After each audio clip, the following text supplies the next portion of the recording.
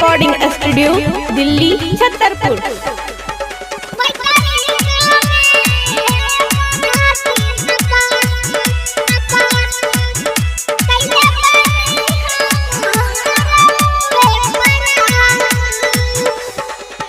लेके आईने हम फूल के माला, खोल दीना किस्मत के ताला, खोल दीना किस्मत के ताला। लेके आईने हम फूल के माला, खोल दीना किस्मत के ताला। कर लिया रजिया आई के दुआरिया, रउए पे कैले बानी आस। हे सार दे मैया कराती न पास, मैं तारी गावे कराती न पास। कैले बानी हम रउए परास।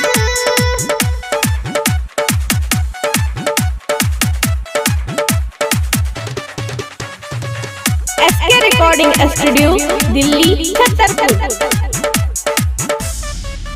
माई सूर का दाता जी, सरस्वती माता जी। माई सूर का दाता जी, सरस्वती माता जी। भर दे हमारा के ज्ञान जी, कि बन जाई हम विद्वान जी। तब रउए के नाम जपेनी, बेटा बनी रउए के खास।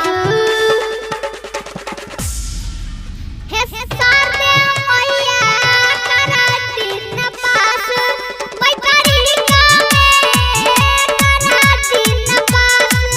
कैले बानी हम रउए परास।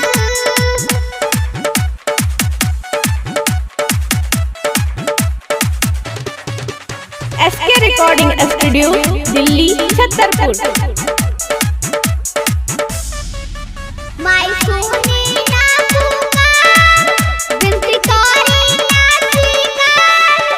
माई सुनी ना पुकार, विनती करी ना स्वीकार। हमारा पर फेरी ना नजरिया माई, ता होई ना सहैया माई। बबुआ विभीषण संगे शंकर सावन रखले बानी उपवास। हे सार दे मैया कराती न पास, मैं तारी गावे कराती न पास। कैले बानी हम रउए परास। Mobile number 9910 2777।